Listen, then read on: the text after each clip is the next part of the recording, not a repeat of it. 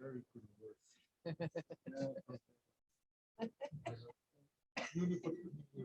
used to work in the live stream late at night. Okay. Well, welcome to those joining from around the world. We'll be starting in just over a minute's time. So thank you for joining us. And we look forward to this policy discussion today from the Global Cement and Concrete Association with local partners from around the world.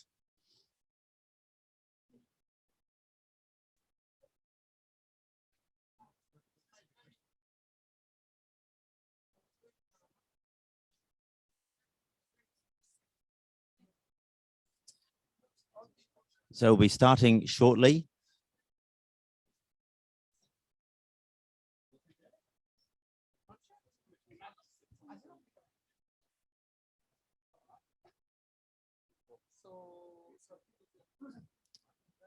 So we've got delegates joining us live here in the room. We've got panelists in the room. We've got panelists joining us remotely as well that I can see on the screen. It'd be very helpful for me in just getting used to technology here. If I could just ask maybe Koen Kopenhol from Sembio, if you can just give me the thumbs up if you can hear me clearly.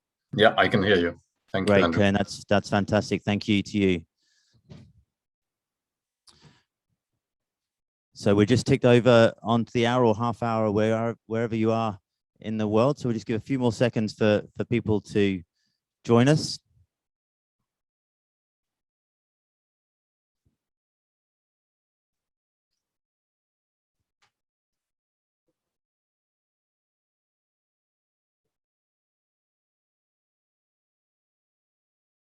Well, thank you so much for joining us at this event today from Global Commitment to Local Action, implementing the Cement and Concrete Net Zero Roadmap. So you've joined us in Glasgow for COP26. You've joined us in the Blue Zone in the Buildings and Business Pavilion, hosted by the Global ABC and We Mean Business. And we as Global Cement Concrete Association are delighted to be part of this pavilion and to be joined by delegates in the room here and delegates around the world. There will be a question function and chat function available to you, so do post your questions, and you can see the hashtags on the screen if you wish to join us online and social media to ask questions or make comments. So it's my pleasure to pass the microphone to the CEO of the Global Cement and Concrete Association to formally welcome you to this event. Thank you very much, Andrew. So welcome, everyone. It's really a pleasure to have you everywhere from wherever you are. I would like to thank the panelists. I would like to thank the people attending. We are very privileged, actually, to be at COP today, where we see how the industries and the government are actually engaging together to talk and to initiate action on climate change. So this is a moment where we see one of the decisive moments where we see how this duo of will actually make the difference in the future. We have, of course, and you all know that, published our roadmap for 2050. It's a net zero roadmap. So GCCA, in that sense, it's 80% of the sector outside China, and we have some key representatives from China also signing in the commitment. So it's a really big and broad commitment for an industry on one of its kind. You will hear in a moment the detail of the roadmap, but what is very important is that we are really recognized through the race to zero and through the partnership and the engagement with the public sector as one of the leading industry in moving forward. And that's very important that we see also outside of COP, people being worried about what's going to happen. We are coming here with solutions, with will, with desire, and with really concrete actions to make things forward. So the fundamental part is here about engaging with policymakers. As I said, we'll have examples on this, and we are coming here with 4 essential areas. So the first one is around carbon pricing. I mean, we need to give carbon a price. The second one is about circularity. We need to facilitate the circularity, and we need to put the circularity at the service of the decarbonization. We need to support the innovation. We have strong innovation into our roadmap. We'll discuss that in a second. I mean, this is also part of the things. And of course, last but not least, the demand signal, the demand for low carbon product. And this is one of the themes here at COP, which is really gaining momentum on gaining importance. So Andrew, back to you. Welcome everyone, and let's get into the discussion. Brilliant, Thomas, thank you so much. And so our program today, to reflect this global commitment to local action, you can see that we've have an item discussing the global roadmap and the net zero commitment. We've then got a guest from Scotland right here to give us a perspective. And then we have speakers from around the world demonstrating local action. But it's my pleasure at this point to invite Harold Friedel to make some opening remarks. And Harold is from the high-level champions, part of the UN initiative. And just before I pass the microphone over to him, we were delighted when we launched our roadmap just last month that we got these very warm words from the Secretary General himself. And if I just identify to you the final sentence here, the United Nations stands ready to support you in accelerating the transformation of your industry. And he went on to call for countries to play their part. And that is what today's session is all about, is industry and countries acting together to deliver this transformation. So I'd now like to invite Harold Friedel, co-leader innovation and special projects at the UN Climate Action Champions, to provide us with some opening remarks. Thank you, Thomas. Thank you, Andrew, for the invitation. I'm welcoming all of you on behalf of the COP25 and COP26 Global Climate Action Champions, Gonzalo Munoz and Nigel Topping. And I'm very proud to be here and see many faces that we have worked with over the last 1.5 years, very strong to make a transition happen that many see as symbolic. The transition to net zero concrete, to green building material that is so traditional and so old, and can be a signal for change here at this COP26 event that is really of tremendous power for others to follow.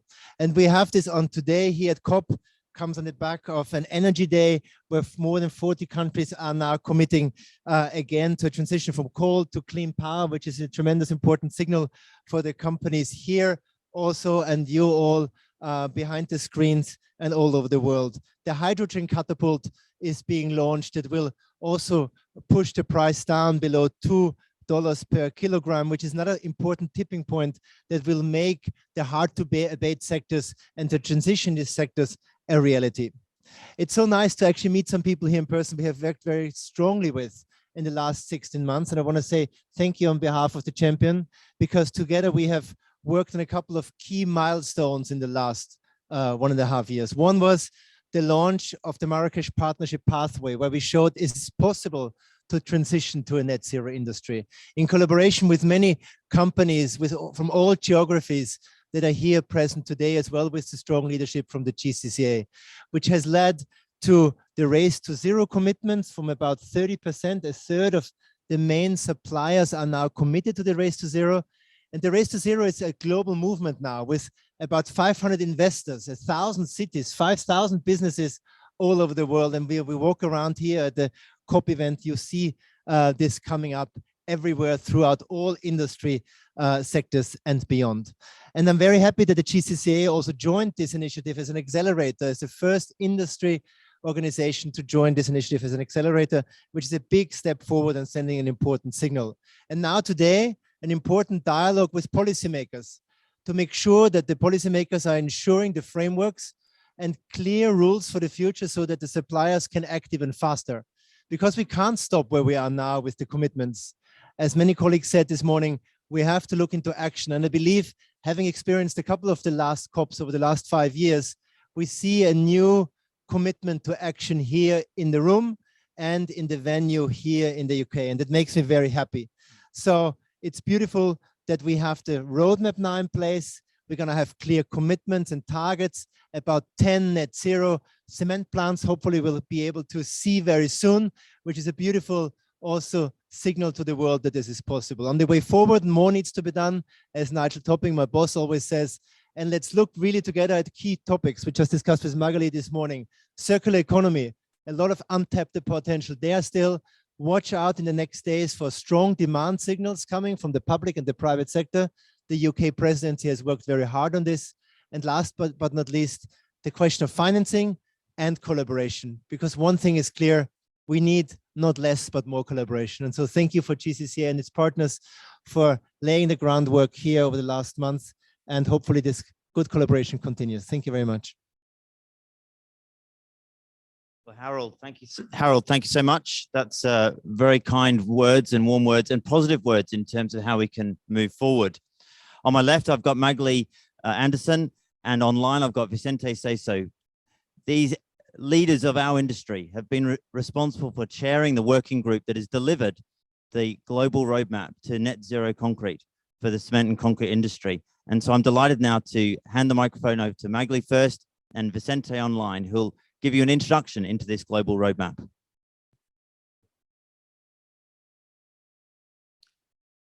Thank you, Andrew, and very happy to be here today. And it was a great honor for Vicente and I to be the co-chair for this roadmap, but there was huge engagement from the entire community, from everybody, all the member companies. And but let's get into it straight away. And what was our commitment?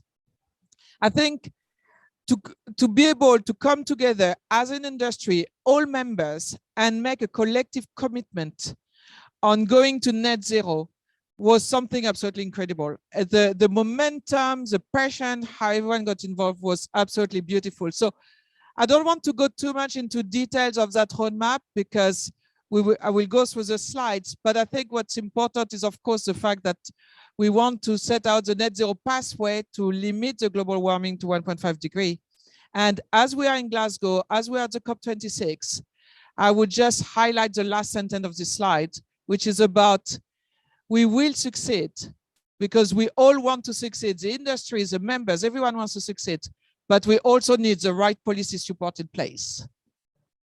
Now, we are not new to that. As an industry, we have been working on reducing our CO2 for many, many years. And what you see here is how in the last 30 years, we have actually already reduced our CO2 emission by 20%. It means that not only we've been engaged very early, but it also means that we know what we are doing. When we say that we want to accelerate and we want to use that decade to really deliver and accelerate, well, actually, we know how to do it because we have already delivered. And so the next 10 years will be us taking our traditional levers further, and then, of course, preparing for the further time, 2030, 2050, where we will have to complete the net zero transitions. And I will explain a bit after how we will do that.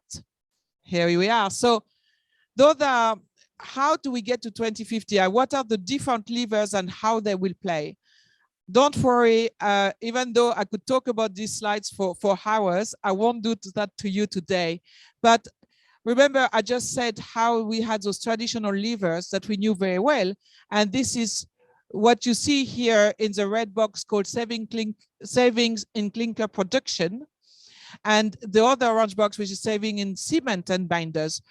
Those are the type of, again, the type of lever that we know, but we also want to be an actor in being more efficient in design and construction and having more efficiency in concrete production. So I think it's a full value chain that we are looking at here.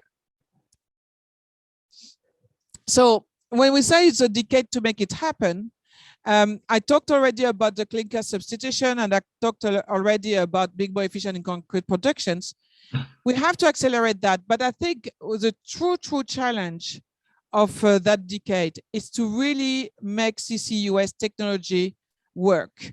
For that, we have many pilots that have been happening across all the members, and it's fantastic to see. It's fantastic to see how the entire industry is moving to pilot it so that it becomes something we can deploy at scale after 2030, but we also need the infrastructure development. And again, I will read the last sentence because we are in COP26 and because it's important.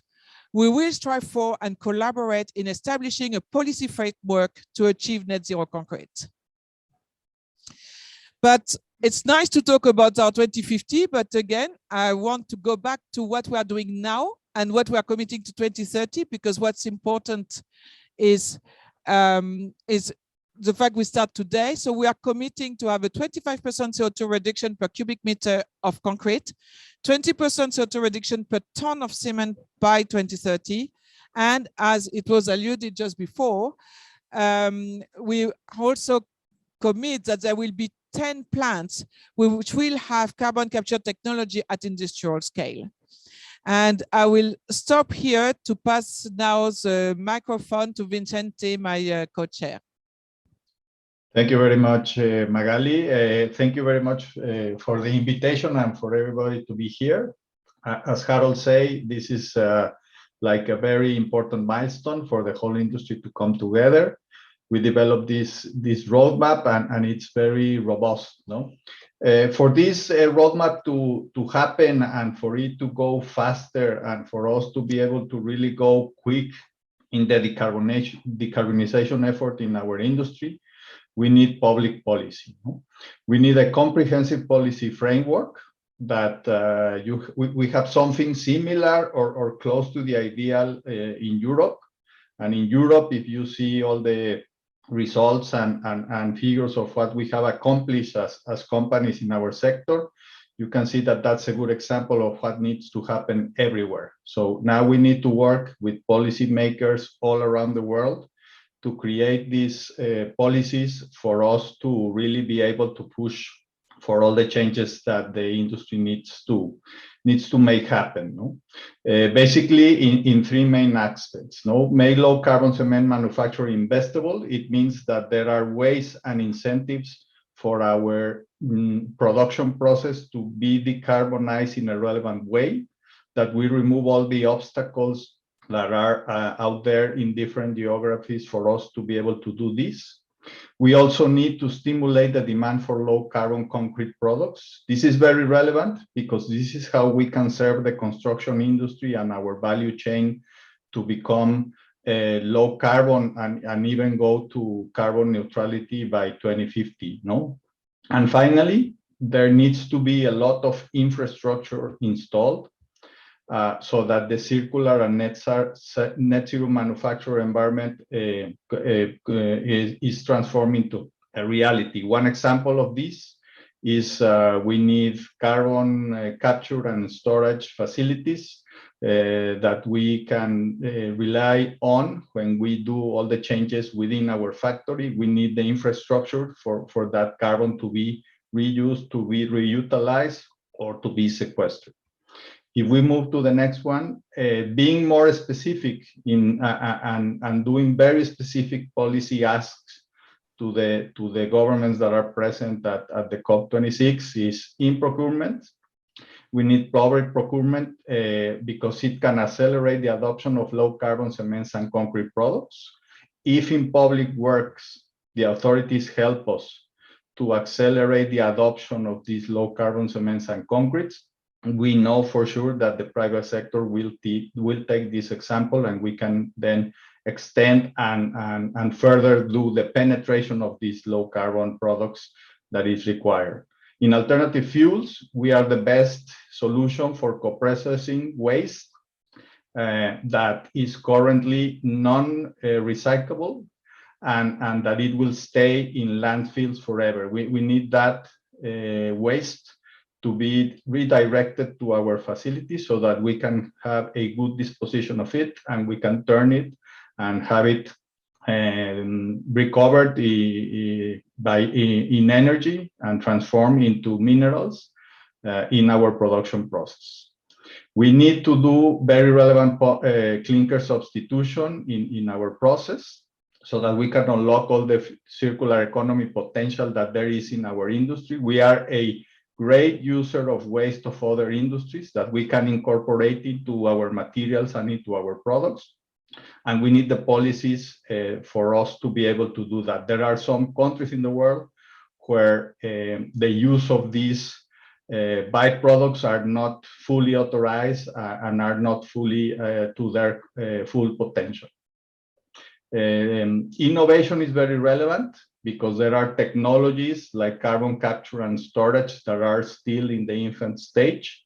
And we certainly need support of R&D and innovation through public funding so that we can also share the investment requirements with other industry players, with other industries, and with governments, so that we can go faster in developing these technologies that are going to make the difference in the future to arrive by 2050 to carbon neutrality.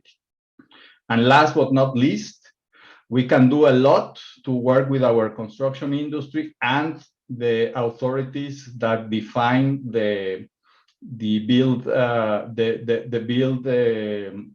mechanisms for us to have buildings and infrastructure that are resilient and that are resistant to the natural disasters that are happening in a wider scale and with more frequency.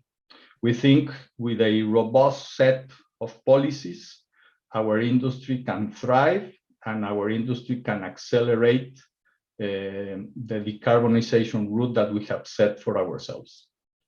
Thank you. Vicente, thank you so much. And Magali, thank you to you for all your work in the roadmap over the last 18 months. And Magali made reference to the scale of the work that was undertaken through members and through experts that members brought in across the world. We developed the roadmap over a period of 18 months. It's available on the Global Cement and Concrete Association website. Look for the Concrete Future hashtag, and there's all the information and detail there. And understandably, Magali went quickly through some of those slides with numbers, but you can take your time and read more detail on our website about that global roadmap. Today, we're looking at global commitment and local action. So having introduced the global roadmap to you, we're soon to move on to go around the world to look at what the local action is. But firstly, we have delighted to welcome Stuart Watson from the Scottish Government.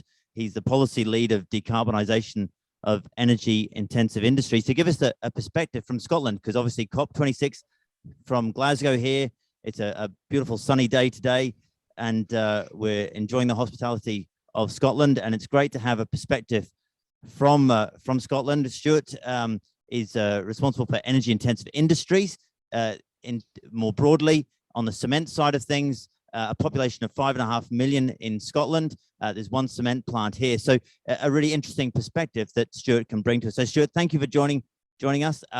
We're in the blue zone, I hasten to add, which is a very restricted zone. So even though Stuart is a local, he's joining us remotely. So Stuart, we're really delighted that you've been able to do that for us, and over to you. Thank you, Andrew. Thanks. And we can hear you loud and clear, Stuart, so thank you. Good, thanks. Thanks for the intro. So yeah, I've just prepared a few words to outline what we're doing within this area. The Scottish Government's vision is to reach net zero by 2045 in a way that is fair and just to all, and involves communities who can benefit from the inevitable widespread positive change. Our climate change plan, which was updated in 2020, demands emission reduction across all sectors, including industry, significantly, a lot of those emission reductions by 2032, whilst sustaining the global competitiveness for trade exposed industries. Now, more specifically, how Scotland can incentivize the decarbonisation of energy intensive industries, including the making of cement, will require all sorts of means to decarbonise, and that includes energy efficiency, electrification, fuel switching, carbon capture and storage, and hydrogen to displace fossil fuels.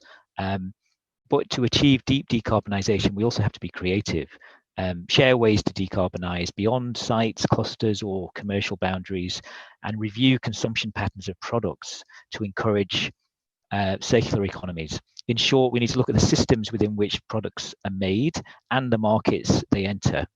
So just four examples, quick examples of our approach to incentivize investment in this area. Number one, we're co-investing to build on the strengths of existing sectors in Scotland, some of which are unique to our characteristics, like whisky distilling, for example. We're offering grants as part of a £34 million industrial energy transformation fund to support technology deployment and feasibility studies. These are incremental improvements in production line efficiency or decarbonisation. Longer term, We're keen to support sectors to transition to a carbon neutral future in a planned way. This will connect with an emerging energy technologies fund, which will develop hydrogen use and provide impetus for negative emission technologies, including capturing carbon. We've convened a focus group. We're going to widen that to bring in more stakeholders to consider how sites and the infrastructure needed to enable change can and must transform, driven by the necessity of tighter emissions reductions. And fourthly, alongside UK government, we are exploring options to create more demand for relatively low emission industrial products. Demand side policy requires a broad analytical approach, so we're trying to build coalitions to look at options there. For Scotland as a devolved administration, to get an international perspective, we nurture connections with regions via the Under 2 coalition.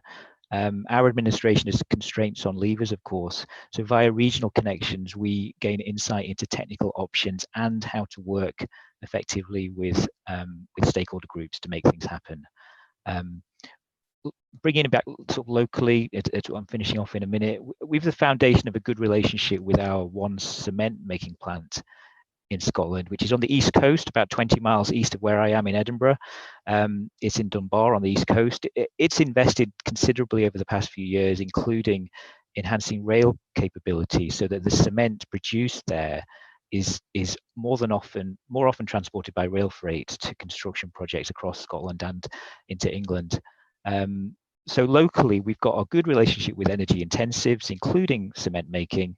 It's an advantage of what a devolved regional government can do.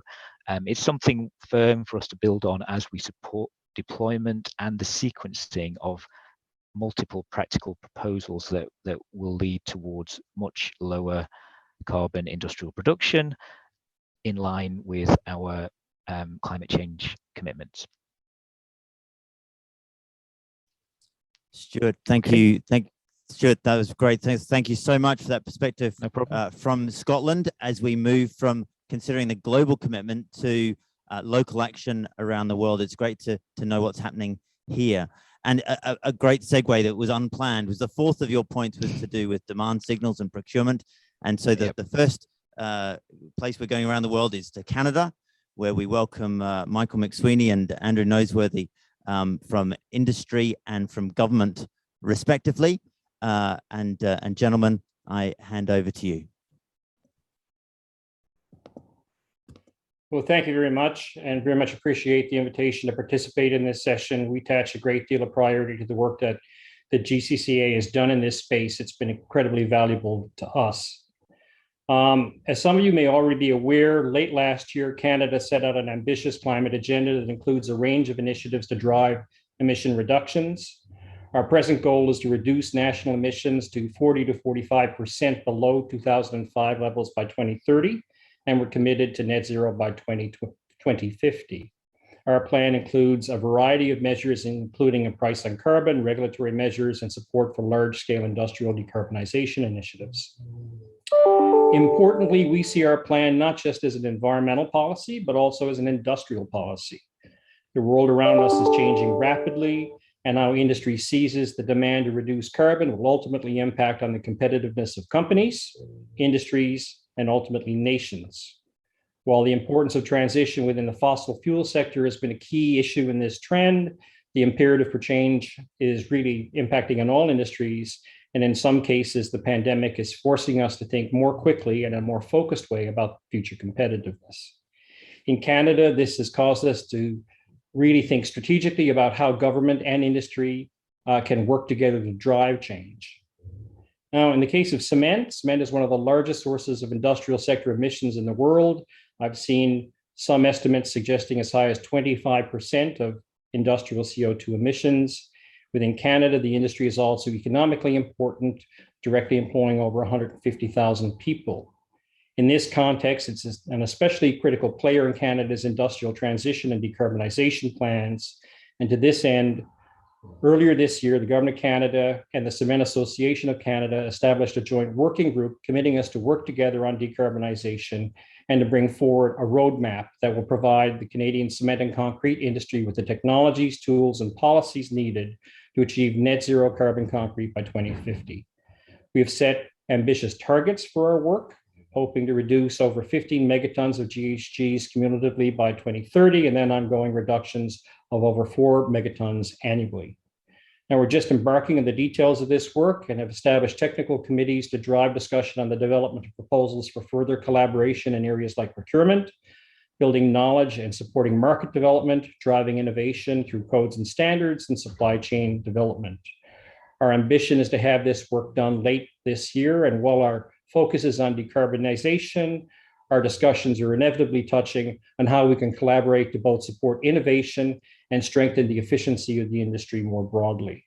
I believe Michael may speak in a little bit more detail about the structure of our work, and while the specifics of our plan are still evolving, I've already seen one important takeaway, and that relates to the value of government-industry collaboration. The group we brought together includes broad representation from a cross-section of folks inside and outside government and across the full breadth of industry. And even at this early stage, the sharing of perspectives has had great value. It has shown me, and I believe other participants, how important it is that we learn from one another and that we should not shy away from adopting or adapting innovations we see in other jurisdictions. In that context, I again want to thank the GCCA for the work it's done, and especially appreciate the value of sessions like this one, which are so instrumental to sharing ideas. And with that, perhaps I could hand the virtual microphone over to Michael McSweeney. Thanks, Andrew, and thanks, Andrew Minson and friends around the table and around the world. As Andrew has said, and as you can see, we've been very fortunate to have a productive and collaborative working relationship with not only Canada's national government, but with our subnational governments as well, and for as long as the past decade, particularly when it comes to dealing with carbon pricing systems for energy-intensive sectors like cement. With these policies firmly in place, and as you've heard from Andy, Canada is thinking more deeply about our industrial policy and what it will take to get to some of the hardest to abate sectors on a path to net zero. Net zero cement and concrete is an audacious goal. We're certainly one of the most difficult sectors to fully decarbonize, but we're a fundamentally solutions-oriented industry. And as the GCCA has proven, we know how to get there, even if the journey remains challenging. That's why the Canadian cement and concrete industry was eager to be among the first industries in Canada to get out of the gate to strengthen our collaboration with governments and policymakers who are committed to reducing GHGs in Canada by 15 megatons by 2030 on our road to net zero, and in support of Canada's recent strengthened targets of 40 to 45% greenhouse gas reduction by 2030. And while both our 2030 and 2050 net zero targets will be a challenge, there still is a lot of low-hanging fruit left to pick. The issue is that harvesting this low-hanging fruit is simply not a matter of technology investment or process changes. It's a matter of policy, procedural, and even cultural changes in government and across the construction value chain. For example, in Canada, it has been shockingly difficult to obtain permits to replace fossil fuels in our kilns with lower carbon alternatives. Our permitting system is simply not designed to consider fuels other than coal, petcoke, and natural gas. Imagine governments across Canada that tout a climate emergency still encourage the cement industry to use fossil fuels. But thankfully, things are starting to change. Similarly, when it comes to a more ambitious and capital-intensive decarbonization technologies like hydrogen and CCUS, there has been until recently no deliberative strategy nor government financing mechanism that match the scale of the net zero ambition. These strategies are now being developed in a highly collaborative way and are supported in Canada, for example, by an $8 billion net zero accelerator fund, as well as matching technology-specific supports for CCUS and hydrogen, which will be critical to support the cement sector's net zero goal. Surprisingly, one of the biggest challenges to getting to net zero to market is getting other actors in the value chain to accept them. For example, in Canada, we've introduced the new low carbon cement called Portland limestone cement. It's a cost equivalent drop-in substitute for regular cement that's been used in Europe, as you know, for the past 3 decades, and it can reduce greenhouse gases by 10%. Imagine equivalent performance and green for free. Equivalent performance and green for free. That's our new motto as we go across the country to talk to municipal governments and provincial governments.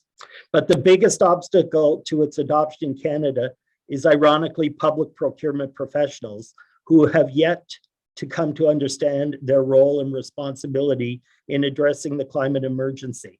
This must change and quickly, or it could prove to be a major impediment to realizing our carbon reduction strategies. It can't just be ministers of the environment or ministers of natural resources that are talking about how to reduce greenhouse gases.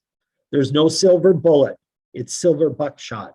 And each of us has to play a role in civil society and in government and figure out how we can reduce greenhouse gases in our own areas or areas that we control. So this is one area that the Canadian industry and government of Canada have identified as a critical aspect to our partnership.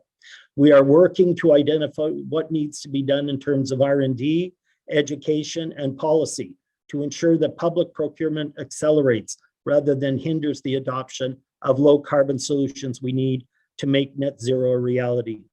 In essence, we are working towards procurement policies that adopt a life cycle lens on all public infrastructure projects, migrating away from the lowest cost solutions to solutions that focus on value, including the economic value of making decisions based on life cycle costs, life cycle greenhouse gases, and the adoption of best available technologies to encourage innovation. My line is simple: build it once, build it right, and build it to last. If we get this right, we believe it will address a major obstacle to climate progress by transforming government procurement into market-leading, market-making tools for decarbonizing cement and concrete and the construction sector as a whole. So thanks again for this wonderful opportunity to address those who are participating virtually or in person at COP26. Thank you. Michael, thank you so much to you and also to Andrew from Canadian government. Delighted to hear that. And as we worked on the roadmap going around the world, we heard of many examples where the ambition of reducing the carbon, the impediment to it was that low-hanging fruit. So use of Portland limestone cement, as Canada has just explained to us, were not being adopted because of the demand was not there. And so there are low-hanging fruits available through this material that is so versatile in how it can be used. I've just been prompted, I hadn't introduced myself. I've been introducing people all day. I'm Andrew Minson, responsible for concrete and sustainable construction at GCCA. It's my pleasure to host this event today and to be going around the world, taking you around the world, because that's what we've been doing for 18 months as we've developed the roadmap, is meeting with our cement and concrete colleagues, our members and our affiliates who are national organizations around the world. And so now to Manuel Lascaro, who is from Colombia, and also not only does he represent the Colombian cement and concrete industry, but also across all of South America and Central America. So Manuel, great to see you again, as we have many times in recent months, and looking forward to hearing your contribution today. Manuel, over to you, and let's just check we can hear you clearly. Okay, thank you very much, Andrew. We can hear you clearly, Manuel. Okay, thank you, GCCA, for this invitation.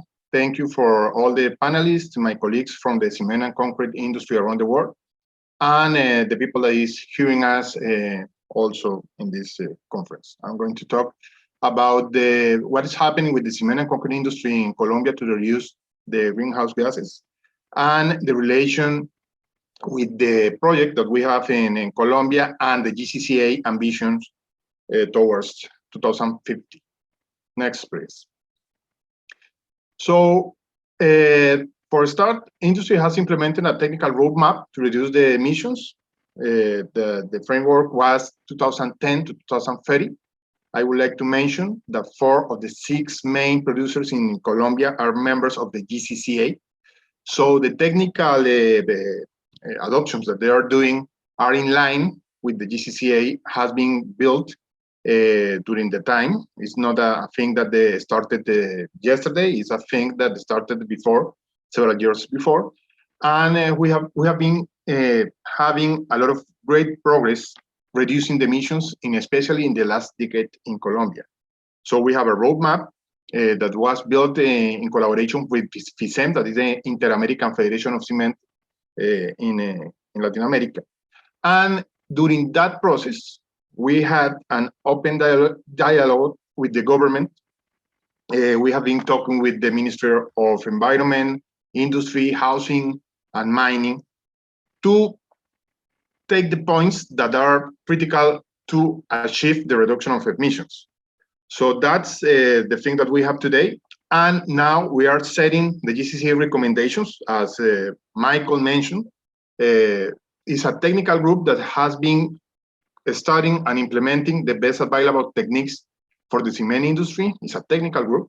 And we are deploying that or making that recommendations to the Colombian market.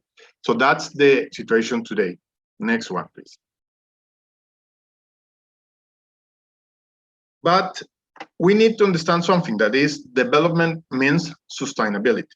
In Latin America, and it's not only for Colombia, we have a deficit of houses, so we need to build houses, roads, schools, water treatment plants, recreation spots, hospitals, schools, and that is, or that means health, education, social development, work for the people that lives in Latin America and in Colombia.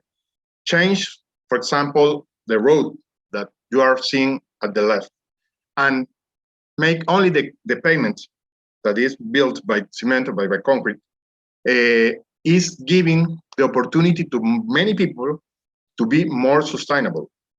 So development needs construction materials like the cement and concrete. And the question that we need to solve, and I think that the GCCA ambition is solving, is how we can achieve this development, delivering the materials in the most efficient way. That's the question we have. Next one. So we have a reality in Latin America, and is the informality in construction. Informality in construction in Latin America is probably in some countries more than 50% of the construction. And that has a huge impact in the emissions. So for example, if in the previous presentation, we were talking about the use of low carbon construction, resilient construction, innovation in construction, and we have this huge barrier that is the informality.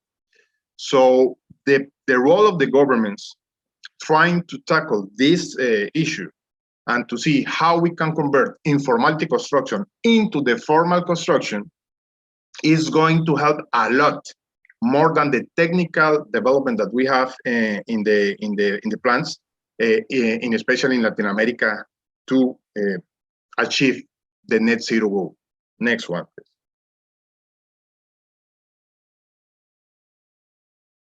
To end, and not to repeat the words that my colleagues have been talking, I believe that the role of the government in Latin America is to accelerate the adoption of the appropriate legal frameworks that allow the deployment of technical solutions. For example, the co-processing. I'm going to put an example in Colombia. Today, we are only using 7% of the fuels are alternative fuels. And if you go to see, for example, Austria is using 80%. The technology is already developed. We know the legal frameworks. And I believe that the government must move of it asking to, the world is asking to accelerate the reduction of emissions. We need to accelerate also the development of the appropriate legal frameworks to implement the technologies that we already know. And the second thing that is, I believe that is very important, is to promote the most efficient production ways that assure that the impact will be less in the emissions. For example, with the public procurement, we have an initiative, the Concrete Sustainability Council, about responsible sourcing and the role of the government pushing the construction using low carbon materials that we already have, or developing legal frameworks also to promote, to adopt legal construction, will be critical in this achievement of the net zero in the next years. Thank you very much. Manuel, thank you so much for bringing that perspective from Colombia and from the wider region of South America and Central America. So we've looked at the global commitment, the global roadmap, and we're going around the world, having heard from Canada and Colombia, and we next go to the region of Europe. And I'm very pleased to welcome Koen Koppenhol, who's Chief Executive of Cembureau, which is the Cement Association of Europe. So Koen, over to you. Good afternoon. Thank you very much. And thank you for inviting me. Can I share my screen for the presentation? Maybe. While that is being processed. First of all, thank you very much for inviting me. And thank you for indeed, and sorry for not being there. You see my presentation right now on the screen? We can see your presentation. You can go to presentation mode and we can hear you clearly. Oh, very good. There you go. Okay, thank you very much. And first of all, I would have loved to be there and I was planning to be there, but there is a serious cough that prevents me from being there and I'm taking antibiotics. And even though I'm COVID negative, I didn't want to jump on a plane or to be there amongst you because that's always a little bit of a strange thing to do these days. So I'm talking to you from a distance, even if it is with regrets that I'm not there. Let me first of all congratulate also GCCA for the roadmap. I think it's a fantastic piece of work. And congratulations also for being there and carrying the flag of the cement industry at the COP26. As already said before, I think that the cooperation with governments is key to achieving a success in our decarbonization pathways. I will, in my presentation, be very brief. I will go, first of all, not in detail, but just mention that we do have a roadmap that we developed for the European cement industry towards 2050, with intermediate targets in 2030. So carbon neutrality by 2050, a 30% reduction by 2030 over cement, 40% over cement and concrete, so full value chain. And we have already developed in 2018 what is called the so-called 5C approach, where we look at each stage of the value chain. So starting with clinker, cement, concrete, construction, and then carbonation, to see what are the technological pathways that we can use in each of these parts of our supply chain. Again, emphasizing the importance of a full value chain approach, making sure that we're not only looking at cement manufacturing as such, but also downstream at the product and the contribution that that product can make to sustainable construction and the sustainable built environment. What I would like to focus on today is one of the elements of the roadmap, and that is indeed, as mentioned by the previous speaker, alternative fuel use and co-processing. I mean, the possibility for our sector to use alternative fuels and alternative raw materials instead of the fossil fuels and to replace fossil fuels. That is part of our roadmap, but also a key point for the circular economy approach for our sector. We strive to a 60% alternative fuel use in 2030, of which 30% biomass, and a 90% alternative fuel use in 2050, of which 50% biomass.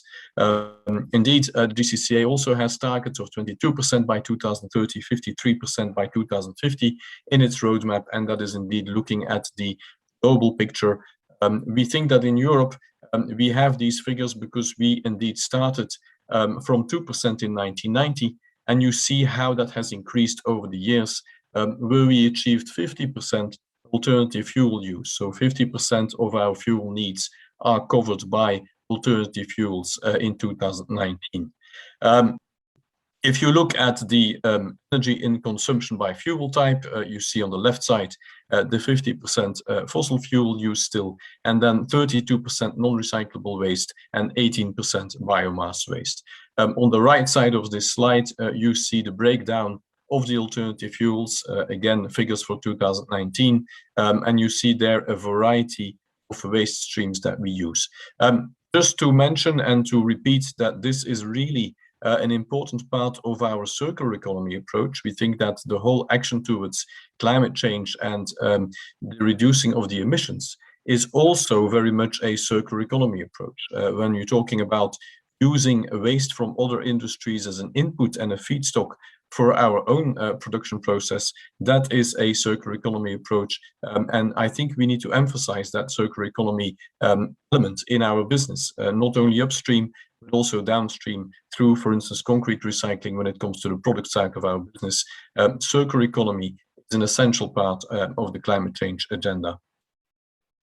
When we're talking about the tons used, again, increasing over the years, we are now using 13 million tons per year of alternative fuels in the cement sector in Europe. And again, that means that we are avoiding annually 22.7 million tons of CO2. And that's indeed the contribution to climate change, where we do not use the fossil fuels and therefore not have the CO2 emissions coming out of the fossil fuel use.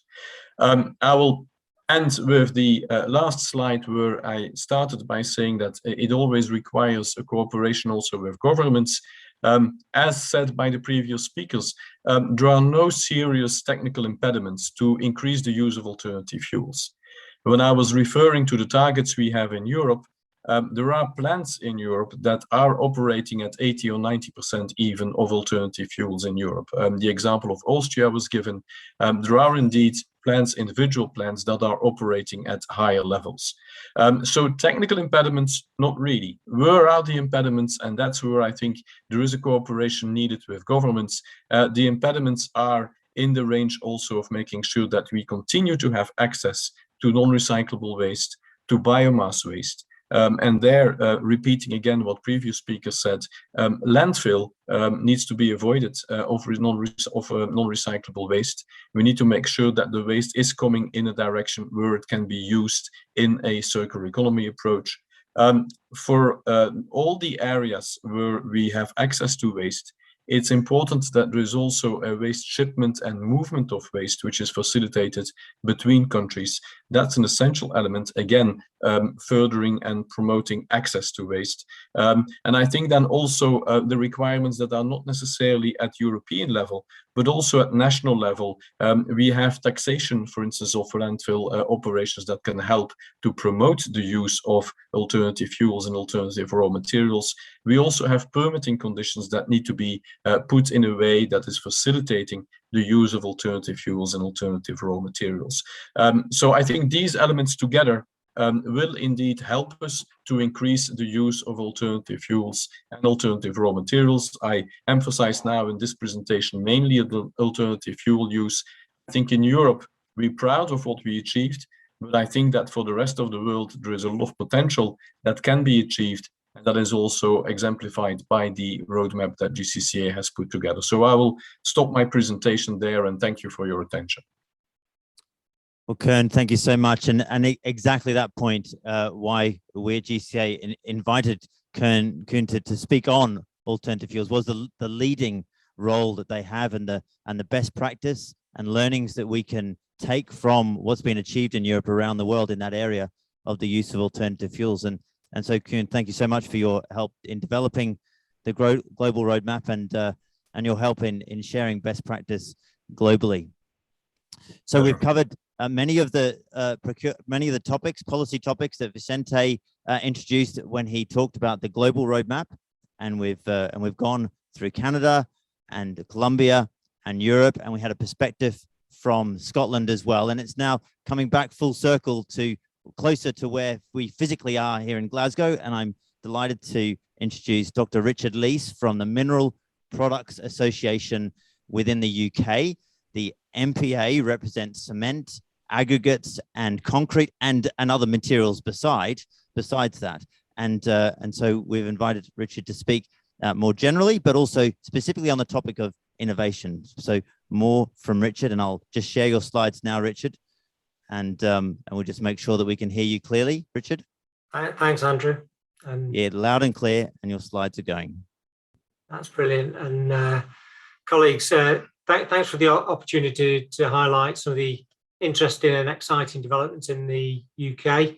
Last year, the Mineral Products Association launched the UK Concrete and Cement Industry Roadmap to Beyond Net Zero by 2050. And importantly, it identifies what is needed from industry, government and other stakeholders. And we've heard that theme already today.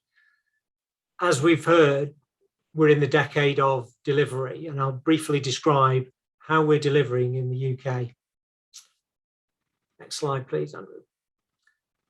UK concrete and cement are decarbonising faster than the UK as a whole. The UK has reduced emissions by 43% since 1990, and the UK concrete and cement industry by 53% on the same measure.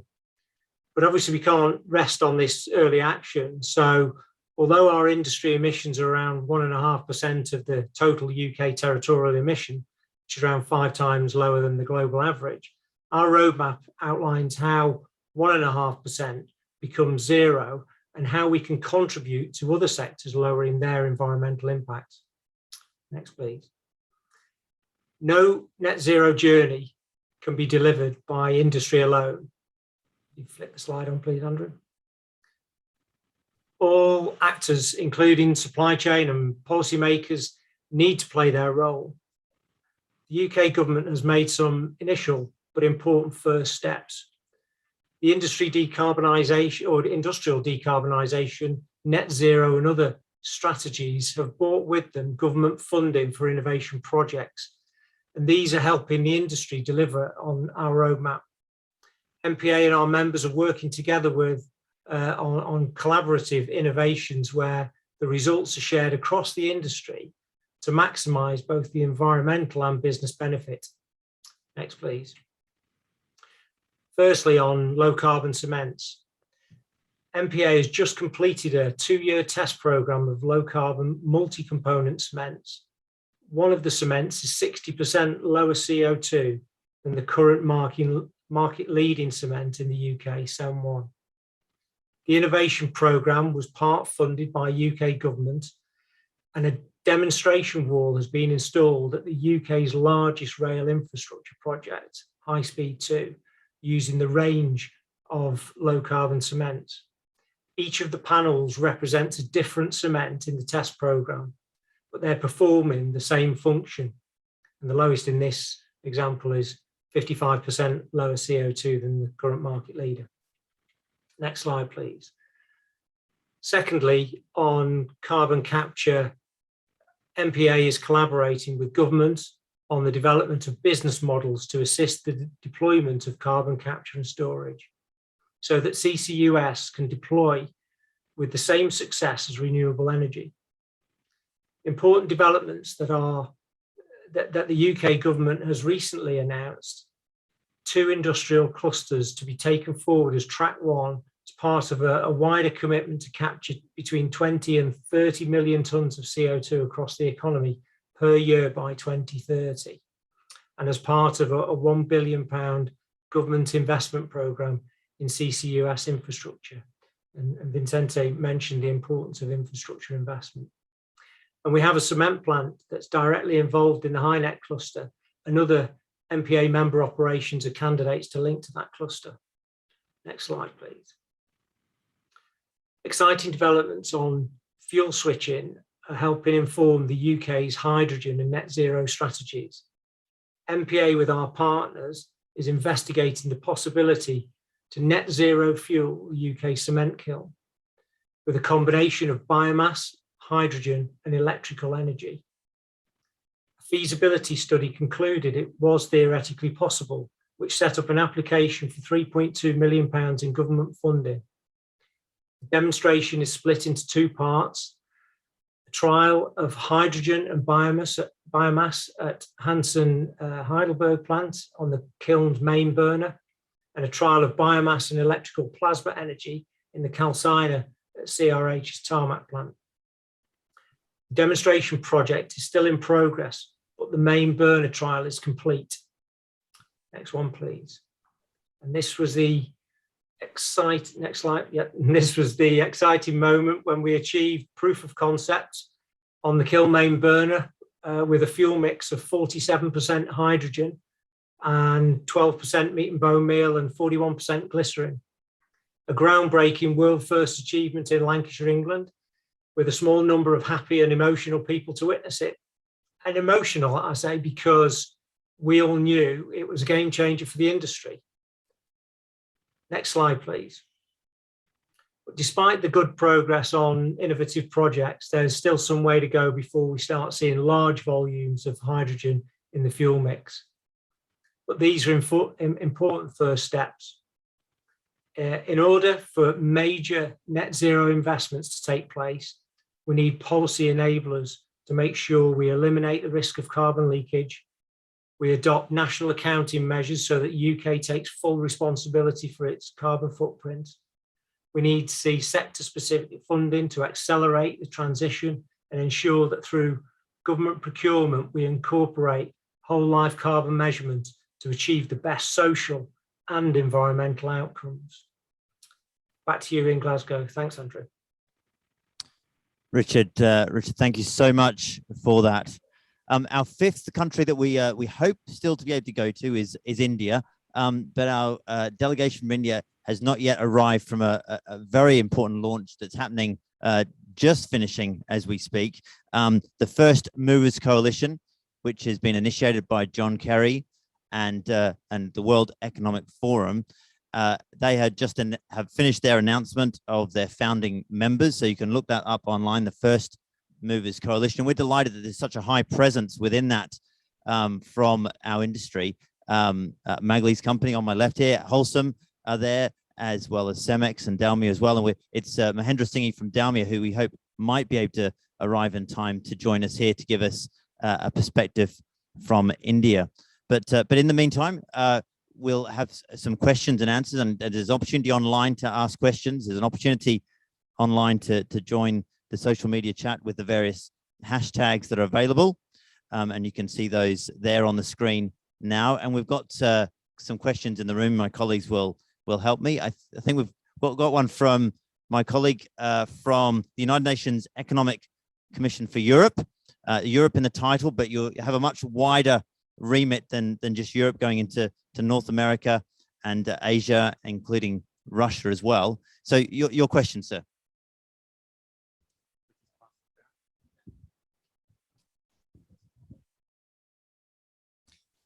Yeah, all right. Oops. It's good to get some exercise. Good. Many thanks for the opportunity, and also many thanks for the session. First of all, I would like also to thank Claude for supporting our event yesterday on decarbonizing energy-intensive industries. And I really commend the activities and also the roadmap.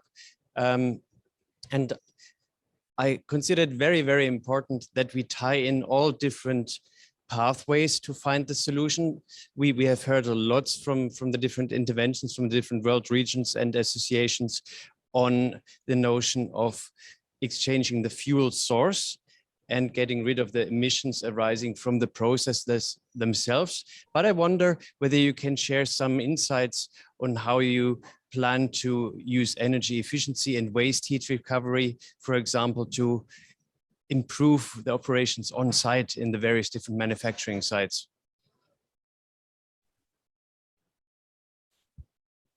Stefan, thank you so much for the question. As people on camera can see, I'm looking around me to say who might take that question. Thomas will take that. Okay. Thomas Guillot, from CEO of GCCA, will take that question on thermal efficiency within the cement kiln. Waste heat recovery. Yeah. And waste heat recovery. No, thank you very much for the question. I mean, indeed, this is an essential part. We have in the roadmap, as you have seen, I mean, I'm talking first about waste heat recovery. We want to be fully electricity neutral. I mean, for that, we count on of course, the grid, but as well on waste heat recovery. And as a matter of fact, we have on most of our members have programs to develop waste heat recovery, going on investment. I mean, it has been actually until now a very long-term investment, but of course now integrating the cost of CO2 and the cost of electricity, this pays off, and this is actually with much better return. So that's definitely one of the things that is considered. The second question was on the kiln efficiency. This, I have to say, was a debate in itself, because as we use waste for fuel, you actually destroying a little bit the efficiency. And this was really a big debate. And I actually happened to be leading one in the past, one of this work. And it's actually a very, very fine thing to model your system and to be able to go up with the substitution of fuel in waste while keeping, even improving at times the energy efficiency of the kiln. So this is something that can be managed. I mean, we have talked about Austria being at 100% on. I mean, I was proud manager of this area. So I mean, we had 100% fuel substitution, with a very positive energy efficiency. And I think this is one of the mission of GCCA. And in my actually tour with our board members and with all our members as joining, that's one of the questions I ask. I say, is the mandate of GCCA also on sharing best practice? And yes, it is. So we will, and we want to continue sharing that, to share what is happening in Europe for fuel, not only. And that's one of the fundamental things that we learn. So it is possible. We have this concrete case, and that's a great development. Brilliant, thank you, and thank you for your question, Stefan. Thank you. Well, okay, Stefan, we might come back to you with another question, but on my right, Carsten from FL Schmidt. If I hand you the microphone. Thank you very much. Yes, so I'm Carsten Lund from FL Schmidt, and we are a major brand in supplying equipment to this quest for Mission Zero. And we are totally dedicated to it. We are passionate about it, and we want to play our part. And we have started our Mission Zero program already a couple of years ago to ensure that the equipment is available for this journey from a cement and clinker production side. What I wanted to raise here and maybe get some reflections on is that we all agree that we need the authorities, the governments to help out in driving the issues that was raised earlier on. But what about the complete, if you like, value chain from quarry to the clinker, the concrete all the way? And that includes us. How do you see that play together, and what does GCCA do to get this value chain together? Brilliant, Carsten, thank you so much. No. Yeah, thank you so much. And we happened to be debating this morning on the panel at the Danish pavilion, so that's a good follow-up of the discussion. No, indeed. I mean, the value chain is fundamental to this exercise, and as we say, and that's actually in part the purpose of this discussion here. GCCA and the industry that it represents cannot do it alone.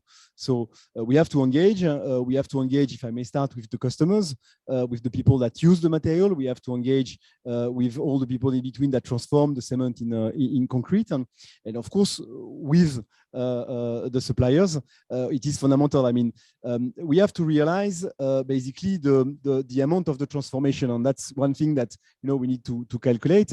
If we look at carbon capture, and if you look at in the long term on the roadmap, we have basically 1.5, 1.6, 1.7, depending on the vision of the amount of cement that will be then consumed in 2050, billion tons of CO2 to be captured. What does it mean in terms of infrastructure? That's if you take the number of weeks that you have in 20 years, right? That's basically 100 weeks. So it means that we have 1.7 million tons of capture infrastructure that needs to be put in place every week, right? So yes, I mean, this engagement is considerable, but I think this is true for all the world. I mean, I was yesterday again in a discussion with India, and on the guys of India, they were explaining that they need to put in the next 10 years as much grid for electricity as India has put over the last 60 years, right? So we are really there at a tipping point on the suppliers like you with new technologies. We need not only to ramp up that technologies, but we need to realize the amount of development, of investment, of manpower to put this in place. Let's take the example of the permitting, and that's where also we need a policymaker. How long does it take to permit a plant or carbon capture things? Sometimes 1, 2, maybe 3 years in some place. So we need really to anticipate all that. We need to be mindful of the nature of the change, of the magnitude of what needs to be done. And that's why, I mean, the 10 years to act, it's now. We need to start. We need to make this. We need to plan it correctly. And we need to make sure that everybody engage in that transformation to make things happen. Because, I mean, personally, I will be there in 30 years and I want the climate to be still livable. Excellent, Thomas. Would anyone else like the panel to respond to that, either physically here or online? If not, yes, Koen. Yeah. Well, maybe very briefly, I think I second what Thomas just said, but in terms of energy efficiency, it's indeed true that, for instance, in Europe and all the parts of the world, we have already achieved quite a high level of energy efficiency. But we shouldn't forget that when we decarbonize, we will have a higher demand for electricity. So that will need to be combined with the energy efficiency requirements. But that is one of the points I wanted to mention. And the second point is indeed cooperation with governments, with suppliers, is not only for technology, but as Thomas just said, CO2 infrastructure is going to be essential. I mean, pipelines and storage sites, identifying them, making sure that we have access to pipelines. In Europe, there is a large discussion about hydrogen infrastructure, but I think CO2 infrastructure is as important if we want to make that CCS, CCUS successful. So these are the 2 points I want to add to the discussion. Koen, thank you so much from CEM Bureau, representing the cement industry in Europe, and Richard from the UK.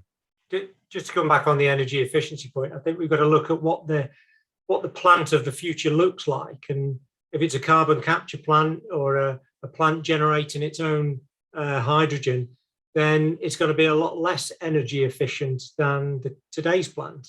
We're going to be consuming more energy, but we're going to be a lot more CO2 efficient. And that's the important thing. Brilliant, Richard. Thank you. So we'll go to another question from the floor here. Laura, so we pass the microphone to Laura Berlin-Chain. Laura, you can stay there if you, or just sit beside Thomas at the end, maybe come around, we can get the camera on you. So Laura Berlin-Chain from Blue Planet Systems. Thank you so much. As Andrew mentioned, I'm from Blue Planet Systems. We're based in Silicon Valley in California. And we are a carbon capture and mineralization company. We focus on the hard to abate industries like cement. And you probably know California has been a leader in policies to address greenhouse gas emissions and climate change. And in particular, we've now introduced a Buy Clean for Concrete bill, which focuses on public agencies, which are the largest buyers of concrete. Now, what I'd like to know is how can subnationals like California share these best practices with other countries and subnationals? We've done a lot of work. We've have lots of research. We'd like to offer this up and collaborate quickly. Laura, thank you so much. So one of the key policy asks within the global roadmap, and we heard Mike McSweeney and Andrew Noseworthy from Canada talk about demand signals for low carbon products. It's really important that we have, as Laura, you explained, signals from the demand side that communicate to the industry that they can invest with confidence in lower carbon technologies. And there are lots of initiatives out there at a local level, although California being a pretty big entity in itself is hardly local, as big as many countries. And there are also global initiatives underway as well. And maybe on my left is speaking at a UN initiative next week. There are the UK presidency of COP are leading an initiative called Lead It. The initiative that the Indian delegation, I hope, are heading back to us very quickly to join us are at. That's a private sector initiative in terms of procurement at a global level called First Movers Coalition. And then there's a further initiative called Climate Group happening at a global level. So there's lots of initiatives happening out there, which is extremely positive. I guess my reading of it is that we've got the policymakers are wanting us to go in a direction of lower carbon, and they have recognized that the construction sector in general and the construction materials sector in particular are important. Yesterday was Finance Day at COP, and we heard speakers talking about what the finance industry want to do in terms of green investment. We know that they want to have the metrics and the opportunity to invest with confidence in green technologies, and some of those are ones that we've heard about today in the cement sector. So the challenge we have is to join up this finance sector, the policymakers, and the construction sector in general, of which the materials are a subset, to be speaking the same language, to be able to deliver the outcome that all of them want. And sustainability is complex, the construction industry is complex, and so this is a challenge, but I'm very optimistic because we're all wanting to go in the same direction on this. So Stuart, you're quickest with your hand on the panel to come in on this, and so we'll come to you, Stuart, and Andrew, I've noted your hand as well. So Stuart, please join us. Stuart, representing Scottish Government, Department of Climate Change and Industrial Decarbonisation. Stuart. Yeah, hi. Just to answer your question, sorry, I didn't catch your name, but from California. Yeah, it's Laura from California. Laura, hi. I mentioned in my short presentation our work in Scotland as we're a devolved administration, similarities in a way to United States, in the United States. We've been part of an industry transition platform for the past 2 years, which has included California. So we do have some connections and sharing best practice related to decarbonising energy intensives with California already. So more than happy to share my details, and perhaps I could put you in touch via our existing contacts with California, because we're operating on that level quite a lot of the time, and in particular that one of the areas that we do have full kind of policy responsibility for is about procurement, in public procurement. So I'm really quite interested in hearing from others. The Canadian representatives talked about the difficulty of sort of filtering down sort of responsibility for responsible sourcing down to the decision makers who actually make the decisions to buy things.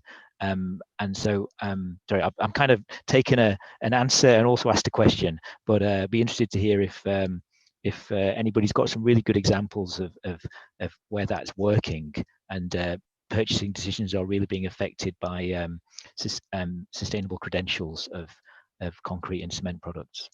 Yeah, no, sure. That's a great segue to Canada, and I'll just come to Andrew in a moment.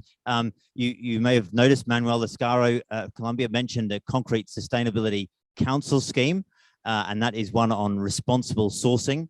And so we recognize carbon is preeminent, but actually there are many other factors in terms of sustainability. And on Saturday here at COP, it's Nature Day, and the responsible sourcing scheme takes account of the full spectrum of sustainability, from the social and the environmental and the economic. And so the responsible sourcing scheme is something to look out for in terms of people involved in procurement who want to be able to choose the right material. In some locations, they might have a specific one. I can see people writing a few things down. If you're in the UK, you probably will be choosing a BES 6001 scheme, which is well established in the UK, but the CSC, Concrete Sustainability Council scheme, more broadly. But you led to Canada, so Andrew Noseworthy, over to you. I just really wanted to reinforce the core point that was made here on the value and strategic importance of procurement, and how we can use procurement as a bit of a reference market here in demonstrating and proving up, especially new technologies in this space. In Canada, that's kind of hard for us. Beyond direct procurement by the government of Canada, constitutionally, provinces of Canada are autonomous and do their own procurement. And indeed, most cities do their own procurement, even independent of provincial processes. So one of the things Michael and I have been talking about as part of our group is how we can kind of build the market knowledge that's out there amongst all of those procurers and give people good examples of what's happening in other places of the world, but also bringing them together to try and integrate where possible their policies and procedures. Specifically in the case of the example of California, we'd love to see what you've done. We'd be quite keen if you could forward it to the two of us, and we'll ensure it gets circulated to all key players in Canada. Andrew, thank you so much. So just before we go on to the next question, the other thing to add in that in terms of, I talked about the finance, the policy and the construction sector. The construction sector are becoming much more familiar with something called environmental product declarations. If you're unfamiliar with those, you probably will know that on lots of food packaging, it'll tell you what the salt content is or the carbohydrate content is of that food stuff. Now, an EPD for a construction product is exactly that in terms of it tells you a listing of the impacts. And we at GCCA have inherited a tool from our predecessor, an EPD tool developed by Qantas. We've evolved it, and it's a whole life EPD evaluation of products, which is free to use for our members and available more broadly for anyone within the cement and concrete sector. And that is a building block from which reliable metrics can be reported to be a building block to a procurement method that has got a sound scientific and a transparent basis. So very much looking forward to working in this space on procurement because it is so important. Now we've got a question on innovation and what we're doing to foster innovation. In the room, I've got a colleague, Claude Larea, who's Director of Cement and also responsible for innovation. Claude, you have to take this question on.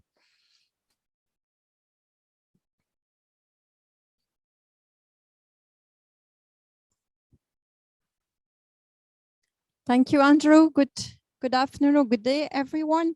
Yeah, innovation, that's probably the elephant in the room. We have said we rely on CCUS and new binders to reach this net zero. And indeed, at the GCCA, we have now many initiatives on innovation and two big streams. We have a research network, but I think more importantly there, we have also now launched Open Innovation Challenge. And we actually have now about 20 startups that are in the run. So they were sourced together with Techstar over the summer. And we are now trying to set up projects and linking 20 startups with our member companies to onboard them on an accelerator program. And what is really fantastic is, first of all, that we could attract so many startups because we had actually 100 startups applying. And from the pitch days, then we ended up with 20, with whom we are trying now to build consortium.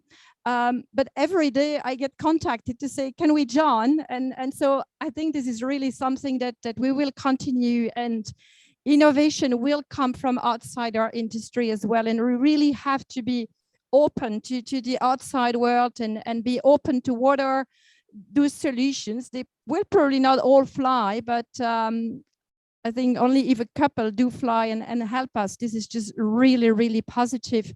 And then obviously linked to that, we will need the investment to follow. And this is where we will also need support and also linked to finance and make sure that we are helped and startup are helped to de-risk the solution that are put forward. Brilliant, Claude. Thank you so much. So in this session today, we've looked at the global roadmap and we've gone around the world and looked at local action and how government and industry can collaborate to realize the decarbonization that we're all aiming for. And so just before I pass to the CEO of GCCA to give some closing remarks, I'll ask the man in the AV suite behind me to put on the CEO video. So for our launch 3 or 4 weeks ago for the global roadmap, we put together this video which demonstrates the commitment of the industry, the fact that it's a CEO-led initiative, and they are committed to working together. So if I can ask now for the video to be played. Climate change is the greatest challenge our world faces. As industry leaders, we know that taking decisive climate action today is essential to building a sustainable world for tomorrow. With today's population and urbanization trends, our greatest challenge and our greatest opportunity is to build a net zero future that works for people and the planet. Concrete has shaped our modern world. It will play a vital role in addressing the need for sustainable and prosperous communities through key infrastructure, home, clean water, and renewable energy, and by providing a more resilient world as our climate changes. In 2020, our industry came together globally to commit to a 2050 climate ambition and align with global climate targets. That ambition was to drive down the CO2 footprint of our operations and products and aspire to deliver society with carbon neutral concrete by 2050. Today, we are announcing our concrete future, the collective commitment and roadmap towards achieving a decarbonized industry and a net zero concrete for the world. The GCCA 2050 Cement and Concrete Industry Roadmap sets out the levers and milestones that will be required to achieve this goal. It represents a decisive moment for our industry and the world, showing an achievable net zero route for the world's most used material after water. It will require the industry to significantly accelerate the sustainability progress we have already achieved. Over the last 30 years, we have collectively reduced carbon dioxide emissions by 20% per ton of cementitious material. And we are now setting out our commitment to a similar reduction by 2030 in just a third of the time on our way to achieving net zero. In this crucial next decade, we are investing in our teams, in new techniques and new technologies to achieve these reductions. 私たちのロードマップでは、サプライチェーン全体で化石エネルギーが排除され、さらに多くの再生可能エネルギーや廃棄物代替エネルギーが使用されるようになります。New, lower carbon ingredients in cement and more efficient techniques will enable society to build more with less. Innovations like carbon capture, utilization, and storage technologies, which already has many live pilot projects underway, will move towards commercial scale deployment. Our net zero commitment is a significant challenge and one we cannot achieve alone.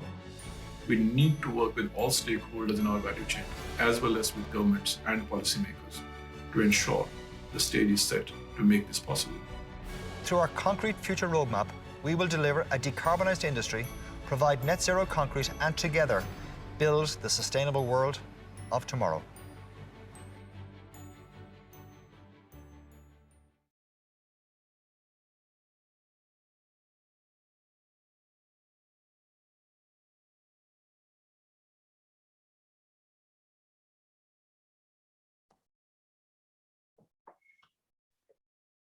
You're on mute, Andrew. I think you're on mute.